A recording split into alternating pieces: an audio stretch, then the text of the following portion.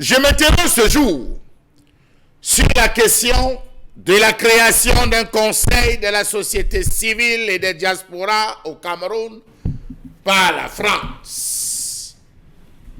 L'initiative a vu le jour le 10 janvier 2022 et est en effet fille du sommet France ou Afrique-France tenu en octobre 2021 à Montpellier, en France.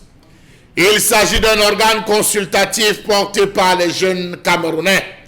Un organe dont l'essentiel sera de monter, concevoir, penser, collecter auprès des jeunes Camerounais les idées qu'ils ont de la France, la portée des actions. Oui, c'est bien, sur le fond. La première mission du dit conseil serait la mise en place d'un véritable incubateur local des sociétés civiles et de la diaspora pour susciter, structurer et accompagner l'émergence des projets locaux et bilatéraux transformateurs. Voilà ce qu'avait dit l'ambassadeur de France lors du lancement de la création de ce conseil de la société civile et de diaspora au Cameroun.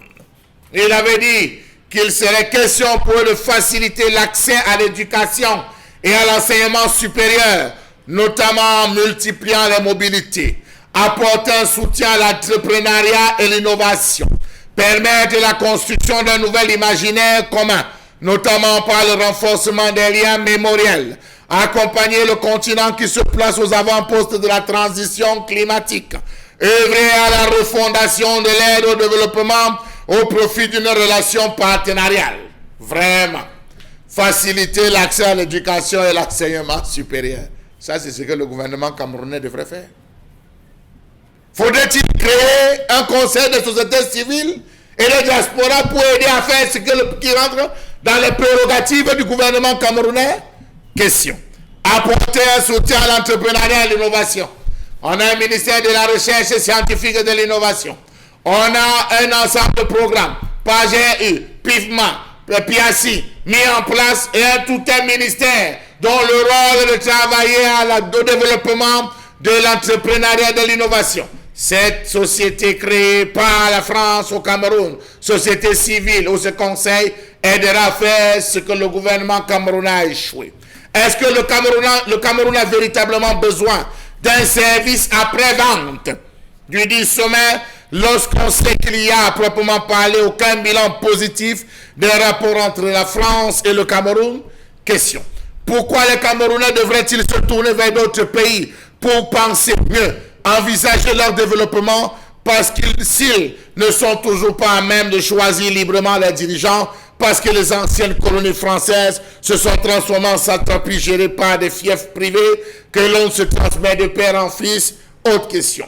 Est-ce donc dit que c'est ce conseil qui viendra résoudre les problèmes de l'aide publique au développement et ses impacts, la démocratie et la gouvernance, la préservation de la biodiversité, les nouvelles technologies, l'employabilité, la mobilité des jeunes, lorsqu'on sait qu'il y a tout un fonds national de l'emploi censé régler la question de l'employabilité et que nous avons des enseignants qui en ce moment et les instituteurs qui se posent des questions au sujet de cette employabilité?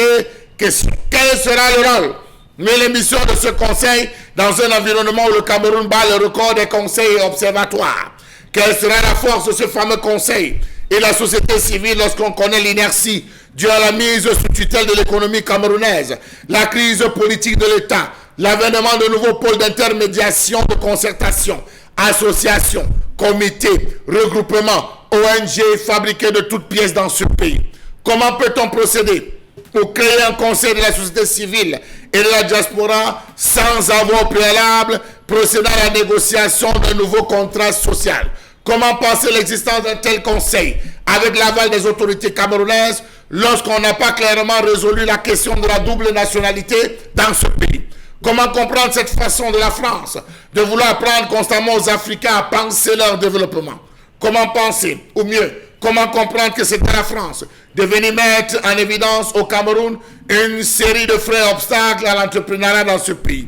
Comment comprendre que ce soit la France de venir procéder à la libération du potentiel entrepreneurial de la diaspora camerounaise, bien connu de tous et par tous, et dont le seul frein reste la question de la double nationalité?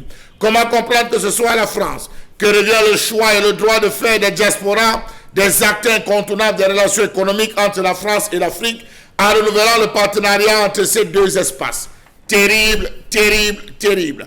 Le Cameroun a-t-il besoin de cela? Ça, c'est une question importante.